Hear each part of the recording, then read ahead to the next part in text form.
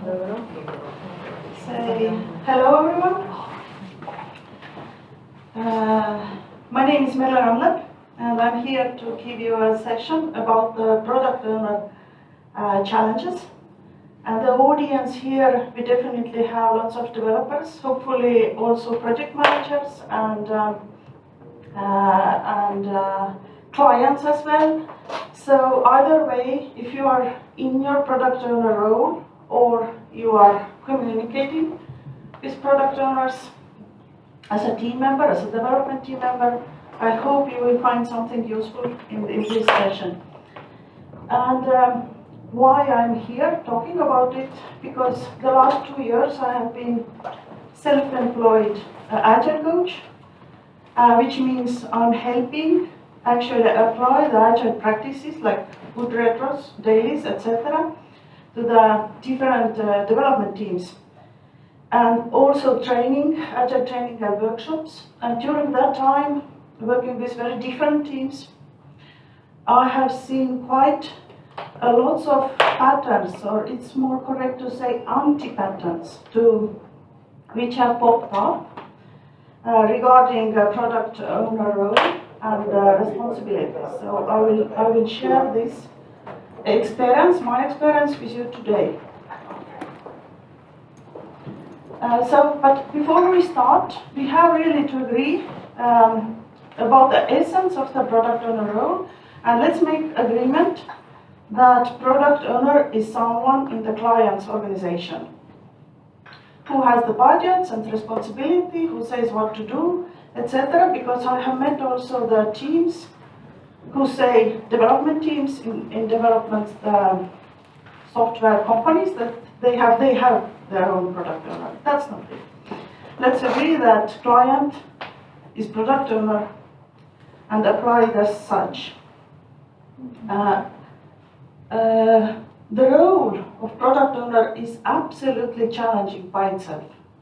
There are so many aspects they have to consider. There are so much expectation for them, and quite usually when I ask some product owner, which are your biggest challenges today, they actually mention organizational limits before everything else. So, but this is a huge topic, and I will not go there today because our audience is different. And I will talk about development team, expectations, and end users as well. So be reminded that it's not all the challenges product owner has. So, but please, before I dig in, could you please share your experiences? I have picked out, just take your camera and zoom in, and please, you don't have to write anything I had picked out 4 major or most common challenges. You just have to order them, which you have met mostly in your everyday life or work. So I'll give you, I see everyone is already typing. I will share the live results with you as well. It will be very interesting to know.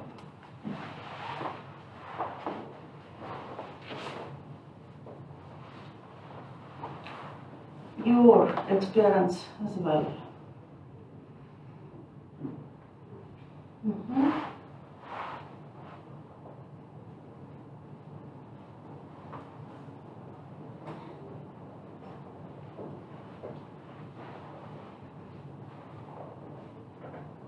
But this is like the bad situation. They are challenges for everyone. Yeah. To the development team, when dealing with product owners, they are like anti-patterns. Okay. Anti-patterns, not good to have, something you have to address. Okay. Because if I have a good video, it was hard to find from here from this. Okay. If you fix these, you have an excellent product owner. So yeah. Okay, so I think, it's really interesting. The first one is that product owner has no real ownership and mandate. And the next one is probably you will see it on the screen as well, distant from development team. But does not understand technical, that's my favorite. So really, really good. Thank you for sharing. We will go through them. And have a glance. I will continue my slideshow here.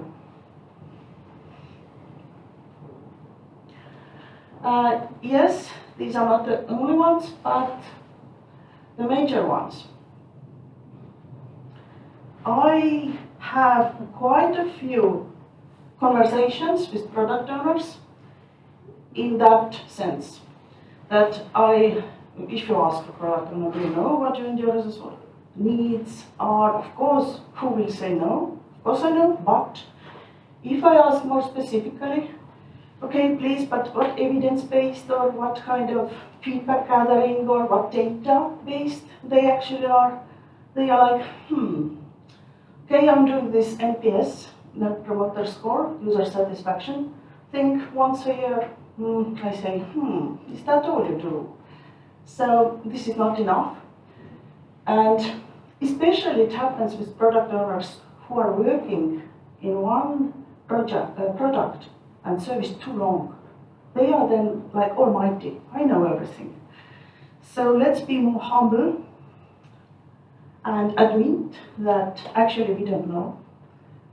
The users are changing, the new generations are popping up. Everything is changing. So please don't ignore both stakeholders, but especially end users' feedback, and put an effort, actually regularly, gather meaningful and something actionable feedback. This is your most important job as product owner. Why? Why? Because by the very simple Pareto principle again,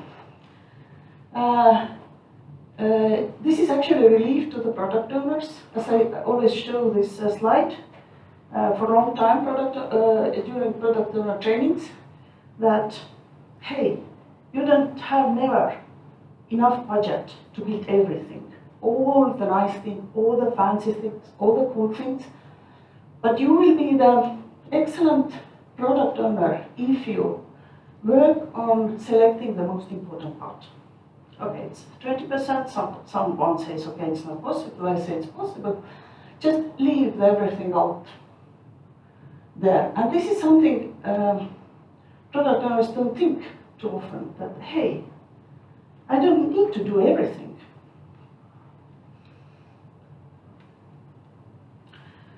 Another situation is like very yes man or yes woman product owner.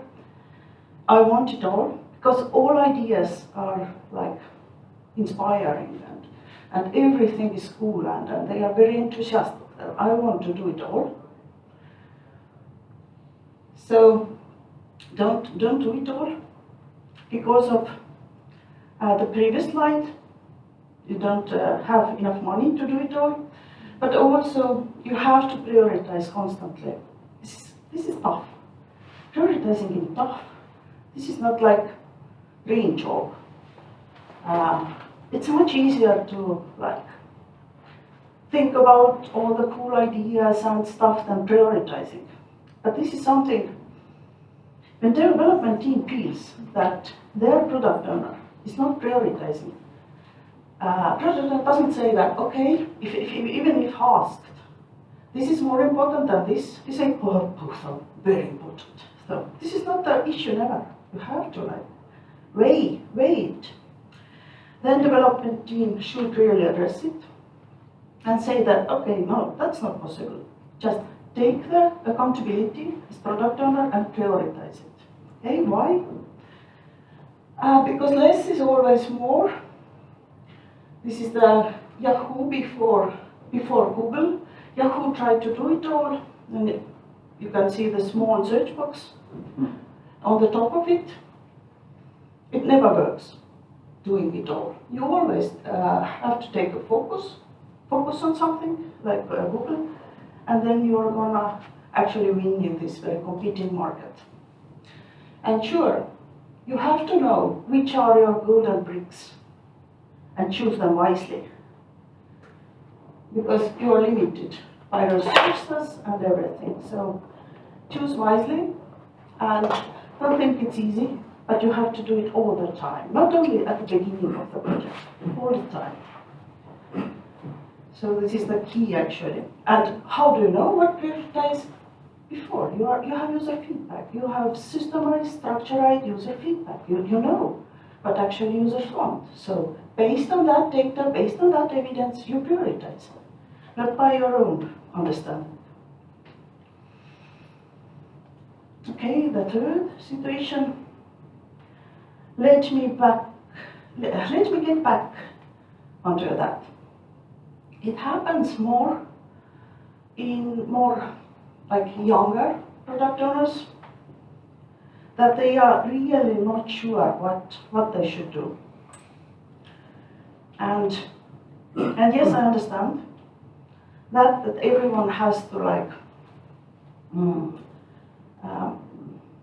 everyone has to find the experience and take yours. But then maybe you shouldn't be the product owner yet, because this is very demanding role. So you have no luxury to be indecisive. Just take the ownership and make these right decisions. Of course, I understand sometimes there are some big decisions. Of course, product owner must go to his or her colleagues and bosses and make a big decisions in the client organization. Yeah, sure. But most decisions you should do by yourself, right? So what happens when you don't do it?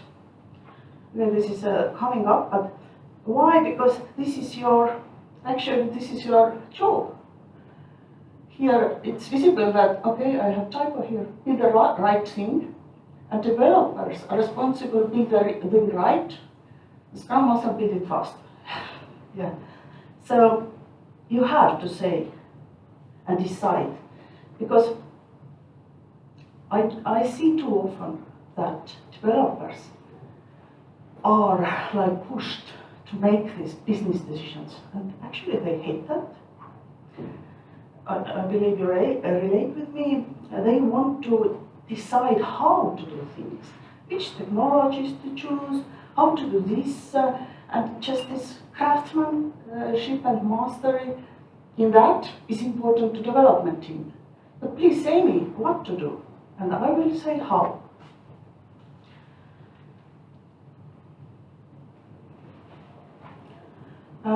Another situation, I'm sure you have heard the expressions that developers are safely behind the wall, safely from client. And again, I see it so much, even in teams who claim themselves to be agile and who are doing sprints and even retros and whatnot, and everything is there. But the communication line is only very, very narrow pipeline. It's only this traditional project manager. Yes, you can name it differently. You can say team leader. You can say even the terrible sentence agile project manager, which is not non-existing. But I see it a lot. And if you put the communication channel to only one person, what will happen? Development has no direct connection to the client, and always waiting. And what happens when they, okay, let's be on that. Why it's not good to be distant from the development team. Because they are lagging them. They have to take another task. And if the planning session or planning meeting was really weak, so everything was not clarified, all the requirements, then he takes another task and, oh, voila, After a few hours, there are another questions for the product owner. Okay, so this is like, and then the text of third, maybe it's even worse. Okay, this is like not working at all. And the point is, the product owner actually knows very quickly if his or she's a decision, what is the answer. She has very, very good understanding of that. Just involve product owner at least in your project chat. Yes, you can have a different or a team members chat, but then minimum requirement, have a joint chat with your product owner. Yeah, and the reasons why this is very often avoided is like, the first reason is that product owner is, oh, it takes so much my time and I'm too overloaded already. Then you should really assign proxy product owner. Just give your mandate. If you are in very strategic level, you are dealing with very high level decisions, just take a person, preferably from your client organization, and give mandate to decide and be a proxy product owner. That really helps.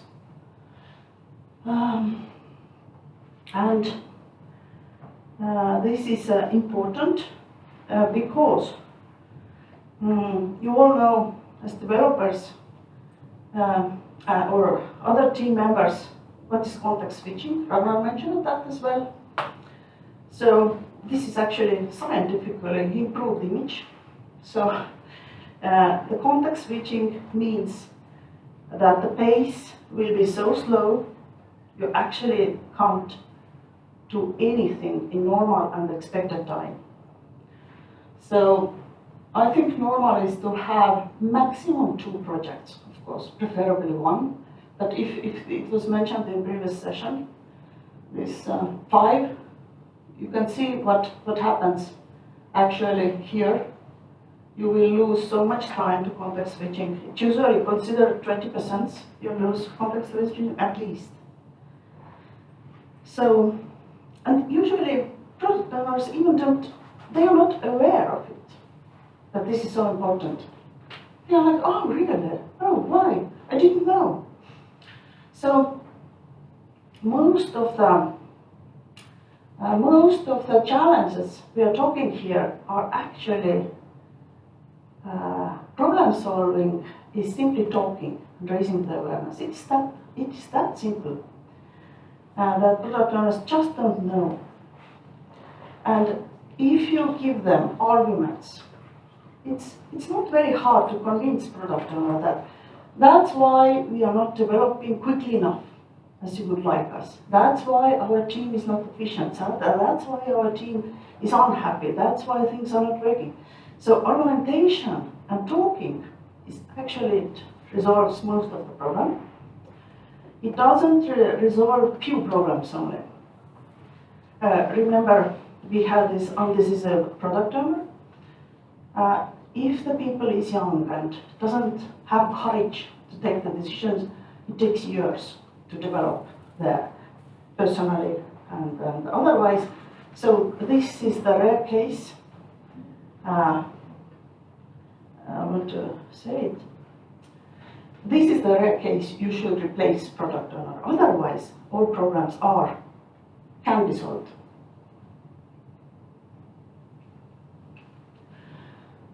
So, technical understanding. Okay, I have a recent story to share. I was auditing on very big budget in millions software project, and their lead was young and very enthusiastic, very smart. This time it was a woman, highly educated in IT field, highly educated, all the possible things. And it happened that, maybe it was on the 3rd meeting, when I asked her, okay, tell me how you are actually measuring your technical debt, because it was visible for me. It was huge. How are you measuring it? Do you know man hours?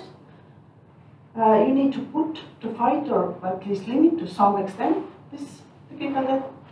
And she looked at me and said, oh, what do you mean? What do you mean? What technical debt? What is it?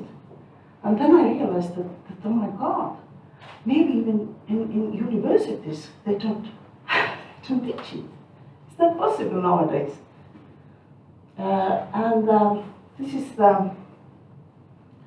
This is very common that nobody in development team have courage actually educate the pure product owner who wants all the new features very quickly because he or she wants to impress their end users, make them happy. And yes, you are definitely not understanding the technical debt. It was not so much issue like 15 years back, I remember. But it is an absolutely critical issue today. So if you don't fight it, I would say weekly, then what happens? This is like the bugs, you know, the small bug and big bug, and what is the cost to fix it? Exactly the same with technical debt. If you fix it soon, smaller cost. If you start to fix it fewer years too late, it's too late. And how to recognize that there are technical debt very easily, like really by project name, is, do you know the public sectors, at least here in Estonia, there are said like, okay, this is the information system named as version 4. Okay, that means all the previous versions actually didn't address at all technical debt. Otherwise, you shouldn't like release version 3 or 4 or oh my God, 5. This is not something to be proud of.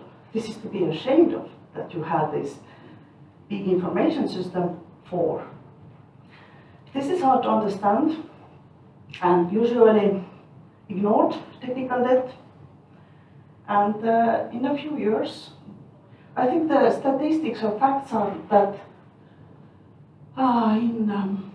in 4 years it will be cost to 10 as much. So this is the and then it's impossible to fix from there on. So again, awareness. Just tell, just scare your product owner in a good sense that what will happen after 2 years or 3 years? What will happen? Nobody can't use it anymore. Users are very, very pissed off. Excuse my language. So the sixth situation is a more hidden, more like attitude.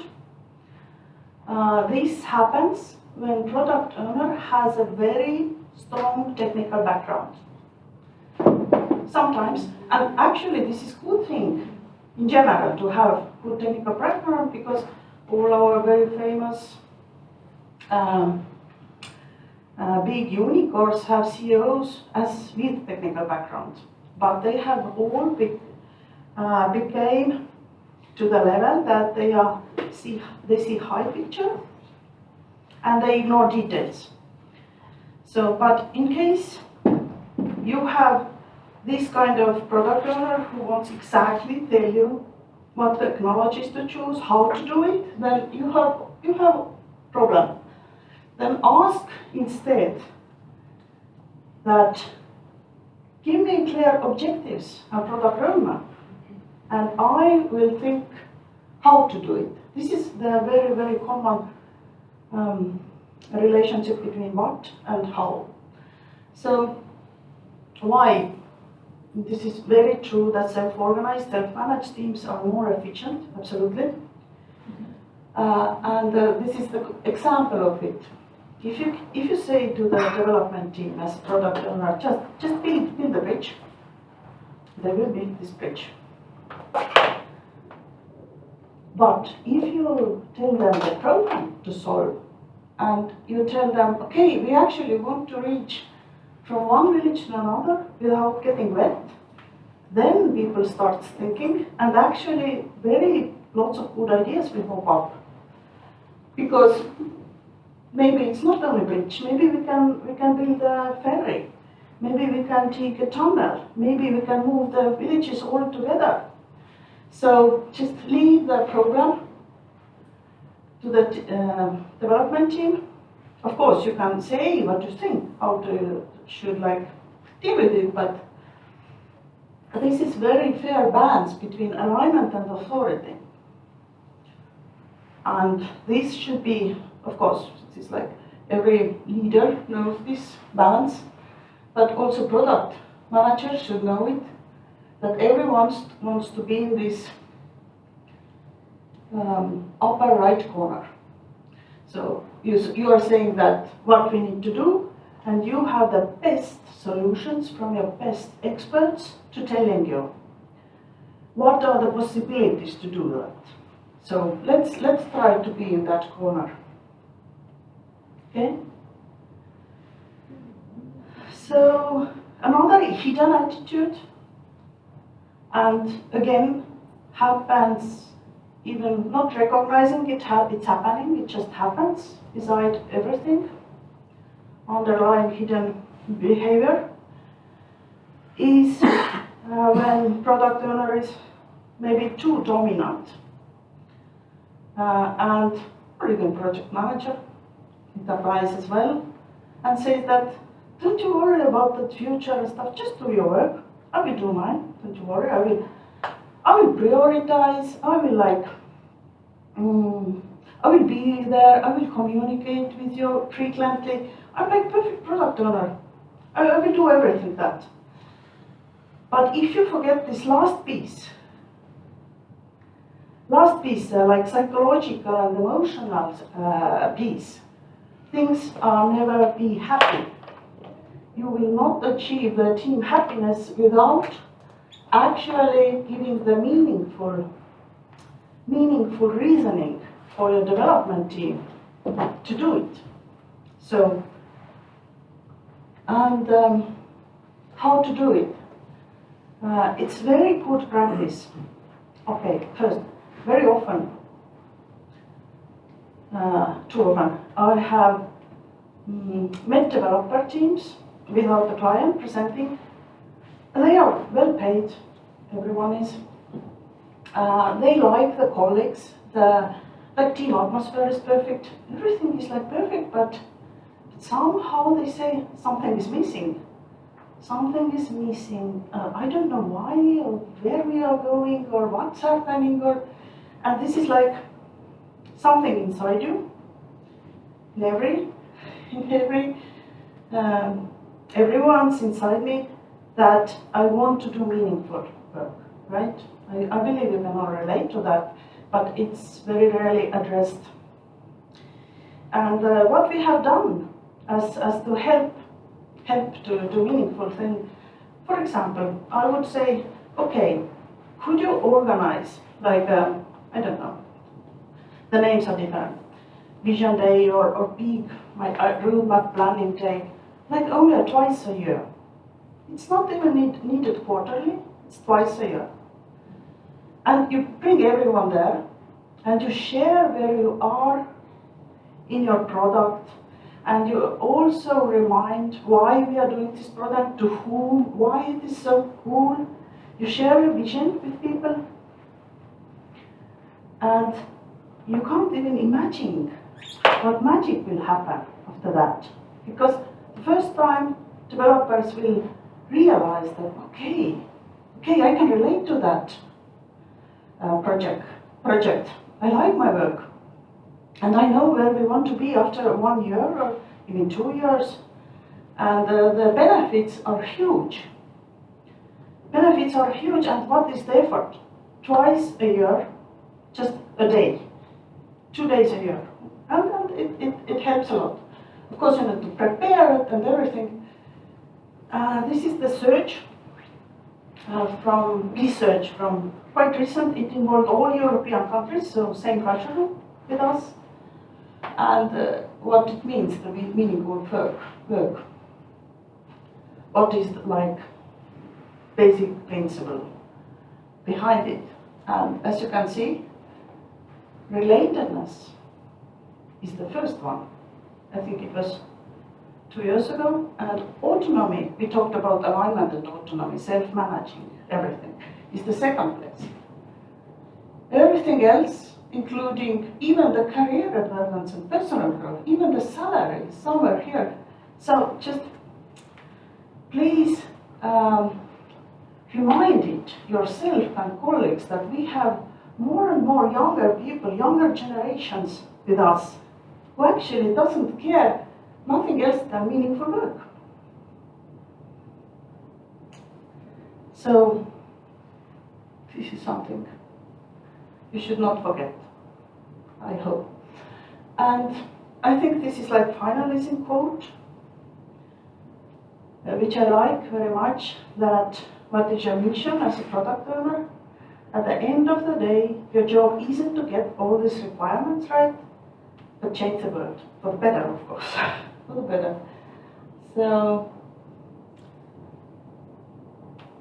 that's my thoughts and experience on the matter of product owner roles, which is not the easy role.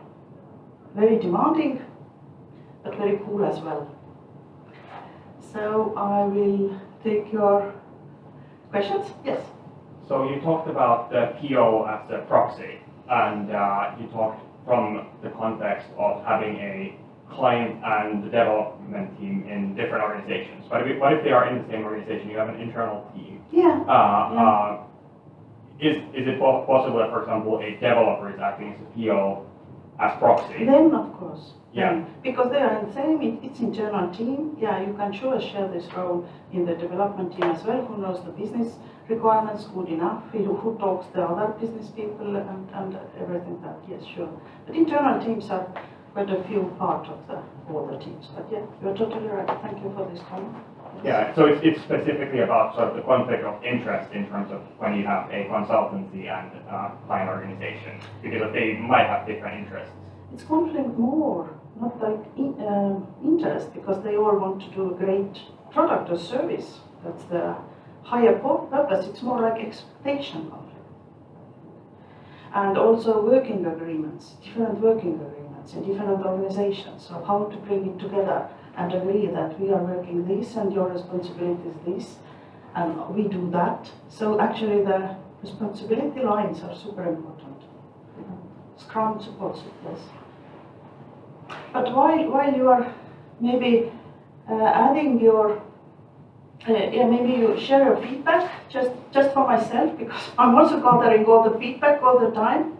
I will also show live results. So maybe you want to share something from your experiences. The first one was distance from, no, yes, it was distance, right? Yeah, and it is a huge problem. You are waiting for days to get the answer from product owner. Maybe weeks even. May Yes. I have a question? I know that you are training POs and dev teams. What are the areas where project owners want to improve? Do they have some interests there? Mm-hmm. But you know, at first, they have so strong organizational pressure. For example, they have to make a budget for the next 3 years. How is that possible even nowadays? So their main focus is actually dealing with organizational stuff. And it shouldn't be so, but it's reality. So their improvements are often based on that, in organizational ladder, career ladder maybe. But the end purpose, just to do the better product, is the same. Yeah, I don't know if I answered the question, but it tends to be the moving on in their client organization than dealing with all these hard things, building great stuff. So, And if you ask them, then Yeah. it tends to be like that. what do you think?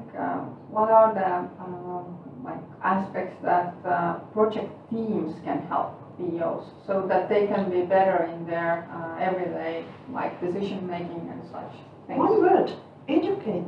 Just agree meeting. Take for example these arguments. I had show them the arguments and show why this is stopping us as a team to improve. And this is true. This is mostly talking and making a new working agreement. It is not so impossible to do. So educating awareness, most of the product owners don't know even the half of things. They just have no idea. And retros are a big tool to help to do that. If you have courage to invite clients as well. So, because very often when I do the training and the team, I always say, please, if you take anything from this Scrum framework, please take the retros. And if I sell it good enough, they say, okay, we will do it. But we will not invite the client yet. So maybe later. So I say, okay, but then agree that you will do like 4 retros and then you invite the client as well. So otherwise it doesn't work. Yeah. So you talked about technical debt, and I'm wondering if you have any recommendations when you are in a project where doing like a full rebuild, it's really hard, and you just sort of have to deal with the technical debt. Do you have any recommendations how to manage that as a product owner when the only option for you is to try to somehow pay the debt back because if you can't file a bankruptcy on it? Okay, but do you mean we want product owner doesn't want to build a new thing from that, doesn't want to improve the existing product, yes? They want to improve the existing one yes, because yes. they can, because it would be, Very the barrier of building something new would be Yeah, very high. Like yeah. let's say if you have something that a lot of different teams are dependent on or something that would have very First radical thing- impact to first thing- rebuild. Very easy, but I always suggest, please, you have a sprint, usually have, please take at least one technical debt story to the sprint, and the next sprint again, at least one. You can agree on that. And then it starts moving, because then it is a load at last. So start with small, and you will start fighting the debt back. Yeah. I would like to add to this. I have 2 nice projects, and I have seen that when client is there in the retros, they fully understand the debt and they fully appreciate resolving them. And then you don't have to worry about like how will I tell to client or so. Yeah, they appreciate it. They are happy. They are belonging and more. Yes, please. Yeah, to add to that, I usually ask in the beginning of the project, if I'm being a Scrum Master, that there will be technical debt. Would you like to be able to measure how much of that debt there is? And then they're like, of course, yeah, sure. Well, there's an easy thing, just make a stories out of it or tasks and estimate them. Usually man hours or man days or even man weeks and man Or- months you can measure it. Yeah, or story points or whatever. Yeah, it's a hard place to be when you, as a developer as well, and you see all this technical debt. It's frustrating. Yeah. So thank you for your positive feedback. You're interested about vision of the product, which are my golden bricks. Thank you. So I'm sure we can share all the slides with you as well. And any questions or comments? I'm teacher as well, so my populistic behavior is to finish a bit earlier. Then they are super happy with me. But anything else maybe, or I will not stand between you and food. Thank you, Merle. Yes.